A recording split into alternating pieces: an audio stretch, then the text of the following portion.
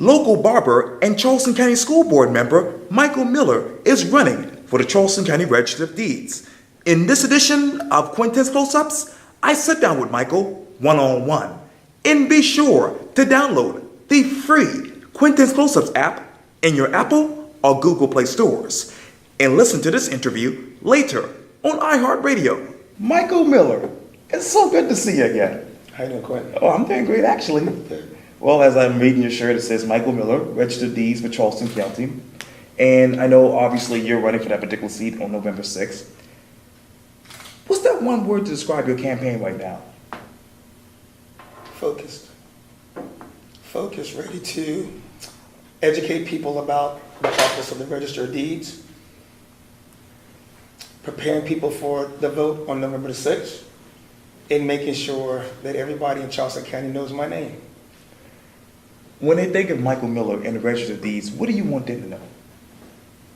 I'd like for them to transfer the work that I've done on the school board into the work that I will do if I get an opportunity to serve as a Register of Deeds.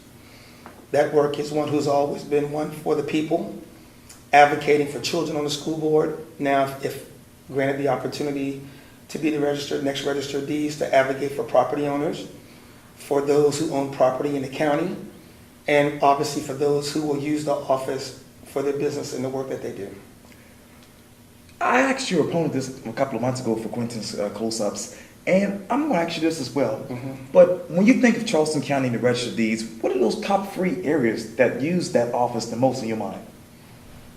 The first one would be the people who work in the capacity of real estate and land acquisitions, and those who do all of the work that's centered around that. Obviously, people, county municipalities, developers use that office to acquire and look for land, making sure documents are all registered in an accurate way, being able to access that information. The one entity that's not a part of that group, I believe, and should be, are current property owners.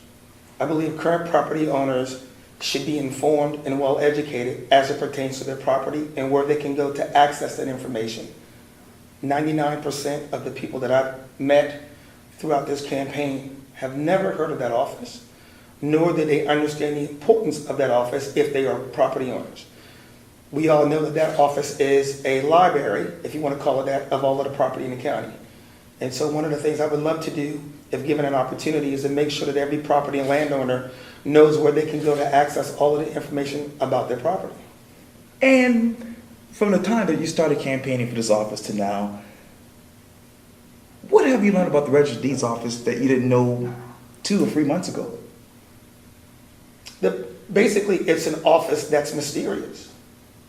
It's been on our ballot, countywide ballots, every 4 years. People vote for it and yet have no idea who they're voting for, nor the purpose of that office.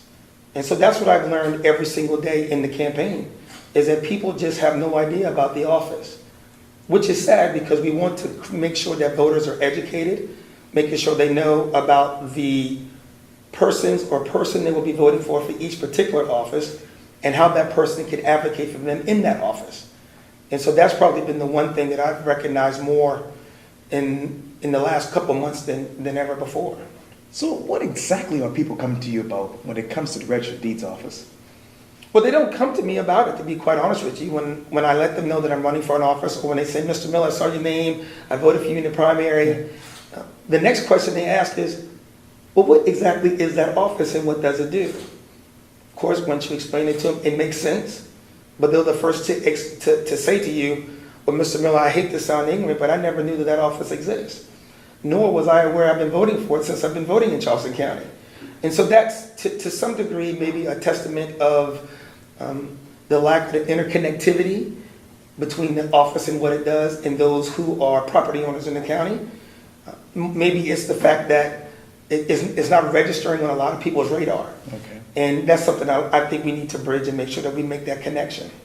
How many people are employed in the Register of Deeds office in your mind? It's over 20 people. Okay. It's an office between 20 and 30 people who actually run the office. Obviously, the Register of Deeds is the one who oversees and manages the office. And if you were to get into office, what would you do exactly on day one? The first thing I would do on day one is obviously introduce myself to all of the staff members, letting them know that it's always been about transparency and serving the public, making sure that we can continue to provide a great service to those who come in, and then also, in addition to that, making sure that the office will not be one that will be in silence. It will be an office where we want to engage and embrace the community and educate property owners. How many more questions do you have about the Register of Deeds office? Say that again. How many more questions do you have about the Register of Deeds office? Questions, not really many questions. I think it's more so about getting to know those who are working in the office, being able to assess their, what they see can be ways of increasing and making the office more efficient and better, being able to create a higher level of transparency, making sure that that office becomes a household name, just like city council, county council, school board, mayor, probate judge, and any other office that one would be voting on. How transparent has the Register of Deeds office been in your mind? It's been extremely transparent. I mean, it's one of the offices where it's always subject to FOIA, which is a freedom of information. So at the state and federal level, the office needs to make sure that it's done in a very efficient and open way. It's been doing that. There haven't been any, to my knowledge, any complaints about that. It's just about making sure that we continue along those lines. Michael Miller, thank you so much for your time. I really, really appreciate this. Anytime, Quintin. Thank you. See you on election day. We'll see you.